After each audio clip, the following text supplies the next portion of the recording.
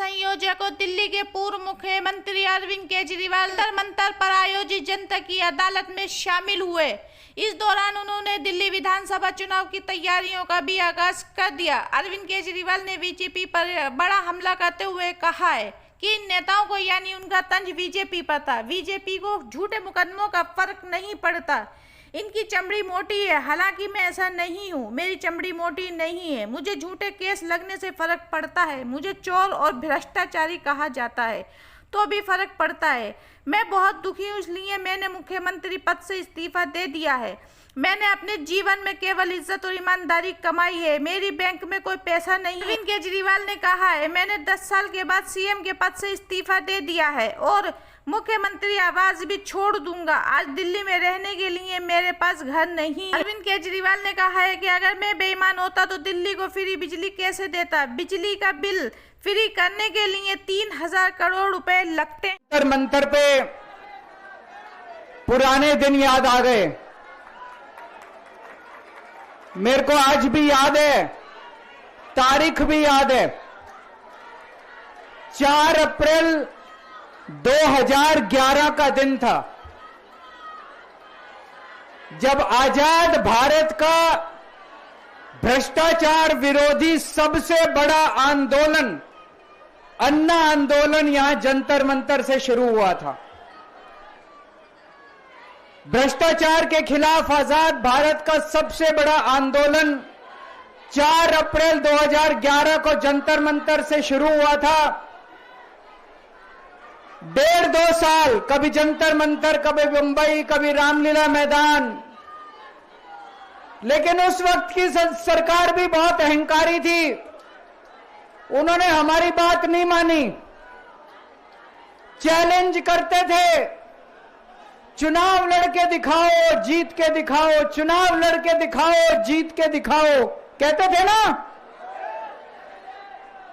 हम तो छोटे से लोग थे, हमें तो चुनाव लड़ना नहीं आता था, और चुनाव लड़ने के लिए पैसा चाहिए, गुंडे चाहिए, आदमी चाहिए। हमारे पास तो ना पैसा था, ना आदमी थे, ना गुंडे थे, हम चुनाव कैसे लड़ते। पर वो बार बार कहते थे चुनाव लड़के दिखाओ, चुनाव लड़के दिखाओ। हम भी चुनाव लड़ लिए और देखो जनता ने हमको जिता दिया। पहली बार में दिल्ली में आम आदमी पार्टी की सरकार बन गई।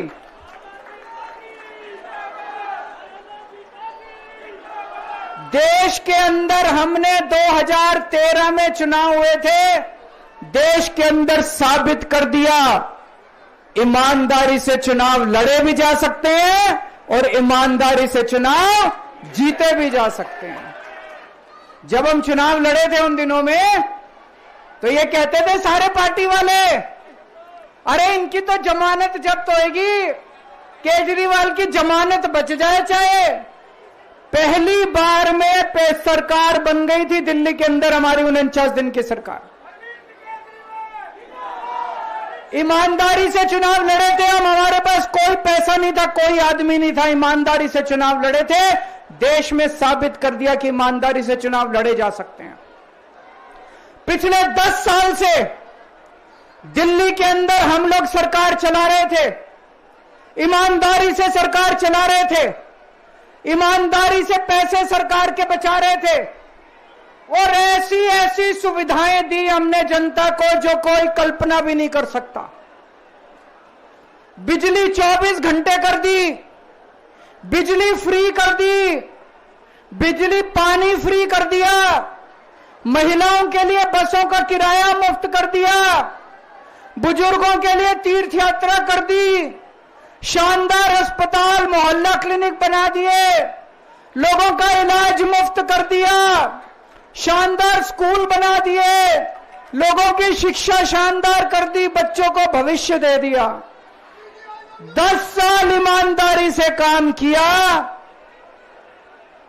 मोदी जी को लगने लगा कि अगर इनसे जीतना है तो इनकी ईमानदारी पे चोट करो, इनको बेईमान साबित करो। तो प्रधानमंत्री जी ने एक षड्यंत्र रचा, उन्होंने षड्यंत्र रचा केजरीवाल को बेईमान साबित करो। मनीष सिसोदिया को बेईमान साबित करो, आम आदमी पार्टी को बेईमान साबित करो।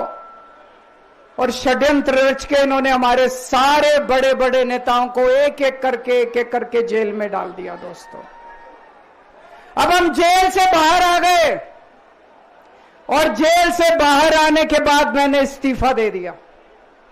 आपके मन में यह चल रहा होगा कि केजरीवाल ने इस्तीफा क्यों दिया। मैंने इस्तीफा इसलिए दिया क्योंकि मैं ये सब करने के लिए, गंद करने के लिए नहीं आया था। मैं भ्रष्टाचार करने के लिए नहीं आया था। मैं सत्ता का लालच, सत्ता की भूख नहीं है मेरे को सीएम की कुर्सी की भूख नहीं है। मैं पैसे कमाने नहीं आया। पैसे कमाने होते इनकम टैक्स कमिश्नर की नौकरी करता था। उस नौकरी में जितने करोड़ों रुपए चाहता मैं कमा सकता था। पैसे नहीं कमाने, देश के लिए आए थे, भारत माता के लिए आए थे, देश की राजनीति बदलने के लिए आए थे। दोस्तों,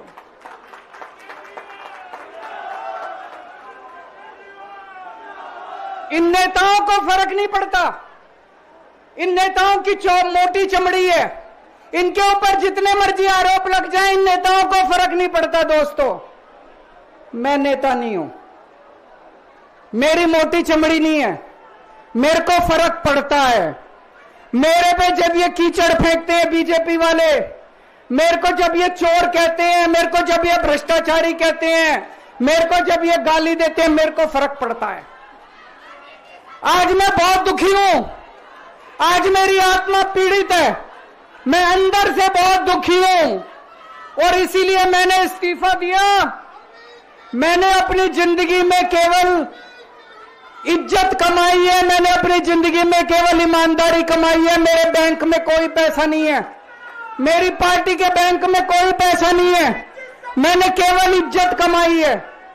आज 10 साल के बाद जब मैंने इस्तीफा दिया है, थोड़े दिन में मैं सीएम का बंगला छोड़ दूंगा। आज दिल्ली के अंदर मेरे पास घर भी नहीं है रहने के लिए। मेरे को कई लोग कहते हैं, कैसा आदमी है यार तू, 10 साल राजनीति करी, 10 साल सीएम रह गया, 10 साल में तो 10 कोठियां बन जाती, 10 घर बन जाते, 10 प्लॉट बन जाते। मैंने कुछ नहीं कमाया 10 साल के अंदर, केवल आपका आशीर्वाद कमाया, आपका प्यार कमाया है 10 साल के अंदर। और उसी प्यार का नतीजा है आज जब मैं घर छोड़ूंगा, मेरे पास इतने लोगों के फोन आ रहे हैं, इतने लोगों के मैसेज आ रहे हैं, जी मेरा घर ले लो, मेरा घर ले लो, मैं किराया नहीं लूंगा, मेरा घर ले लो। मैं आप सब लोगों का शुक्रिया अदा करता हूं। अभी श्राद्ध चल रहे हैं, श्राद्ध खत्म होने के बाद जैसे ही नवरात्रे शुरू होंगे, मैं सीएम आवास छोड़ दूंगा और आप में से ही किसी के घर आके मैं आपके साथ रहना चालू कर दूंगा।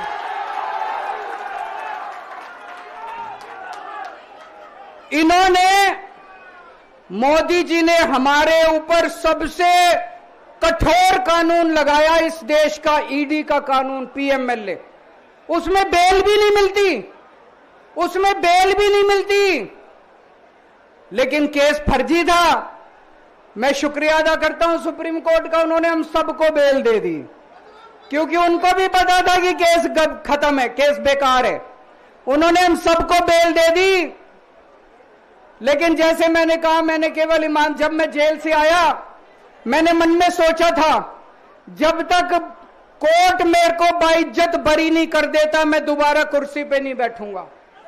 लेकिन मेरे को वकीलों ने कहा, यह केस अभी 8 साल चल सकता है, 10 साल चलेगा, 15 साल चलेगा, यह केस का कोई भरोसा नहीं है, यह केस अभी बहुत लंबा चलेगा। तो मैंने तय किया, मैं अपनी जनता की अदालत में जाऊंगा, जनता से पूछूंगा कि जनता मेरे को बताए कि मैं बेईमान हूं कि मैं ईमानदार हूं।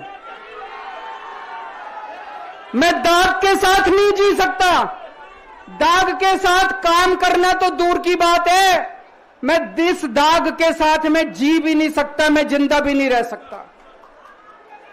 मैं आपसे पूछना चाहता हूं, अगर मैं बेईमान होता, क्या मैं दिल्ली में बिजली फ्री कर सकता था? दिल्ली में बिजली फ्री करने के 3000 करोड़ रुपए लगते हैं। अगर मैं बेईमान होता, ये 3000 करोड़ रुपए खा जाता। बिजली फ्री करने की क्या जरूरत थी? अगर मैं बेईमान होता, क्या मैं महिलाओं का किराया फ्री करता? क्या जरूरत थी फ्री करने की? पैसे खा जाता सारे। अगर मैं बेईमान होता, क्या आपके बच्चों के लिए स्कूल बनवाता? सारे पैसे खा जाता। अगर मैं बेईमान होता, आपका इलाज मुफ्त करता? पैसे खा जाता सारे। इन लोगों की 22 राज्यों में सरकार है, 22 राज्यों में कहीं बिजली फ्री नहीं है। तो चोर कौन है? इनकी 22 राज्यों में सरकार है, कहीं महिलाओं का किराया फ्री नहीं है। तो चोर कौन है? आज आपके बीच में आया हूं, आपसे पूछने के लिए आया हूं, केजरीवाल चोर है या केजरीवाल को जेल भेजने वाले चोर हैं? जिन जिन लोगों को लगता है केजरीवाल ईमानदार है, हाथ खड़े करके बता दो जरा से। ये कैमरे वाले जरा से दिखा दो कि दिल्ली की जनता क्या सोचती है। जिन जिन लोगों को लगता है कि मोदी जी ने केजरीवाल के खिलाफ गंदा राजनीतिक षड्यंत्र रचा था, जिन जिन लोगों को लगता है कि मोदी जी ने केजरीवाल के खिलाफ बहुत बुरा षड्यंत्र रचा था, हाथ खड़े कर दो सब लोग।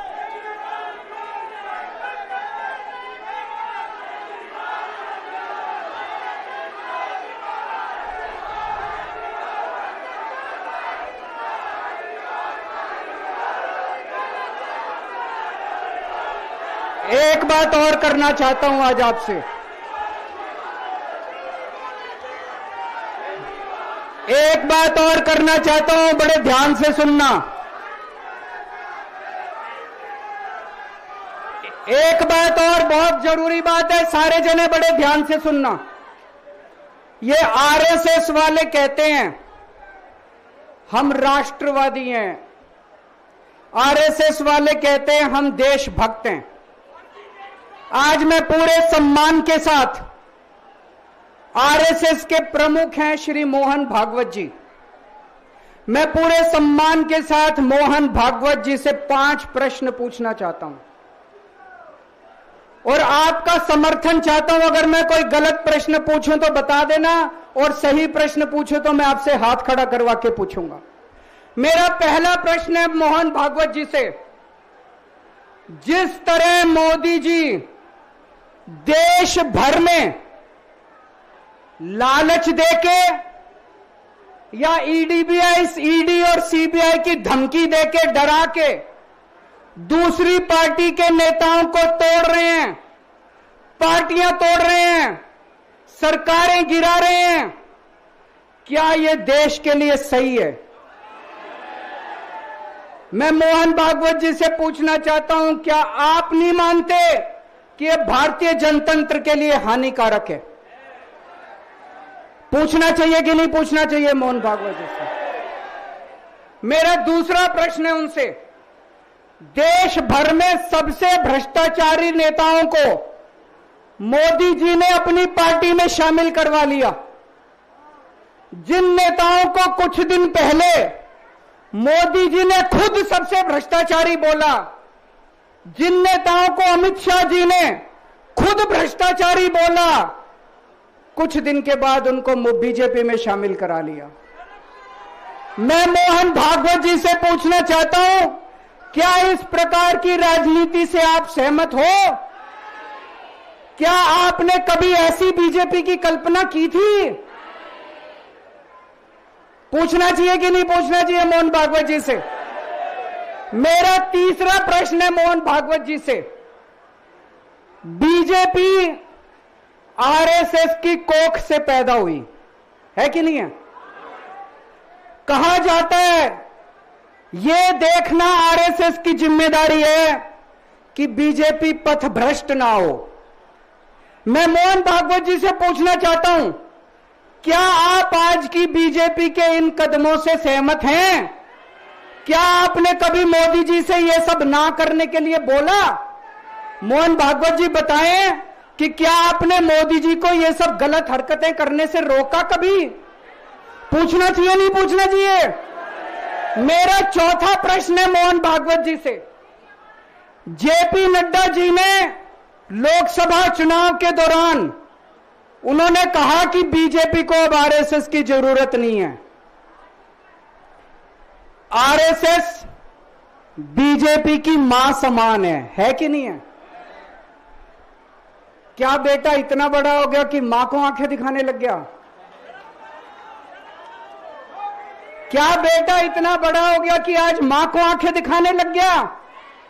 जिस बेटे को पाल पोस के बड़ा किया, जिस बेटे को प्रधानमंत्री बनाया, आज वो बेटा पलट के मां को अपनी आंखें दिखा रहा है। मातृतुल्य संस्था आरएसएस आज वो बेटा अपनी मातृतुल्य संस्था को आंखें दिखा रहा है।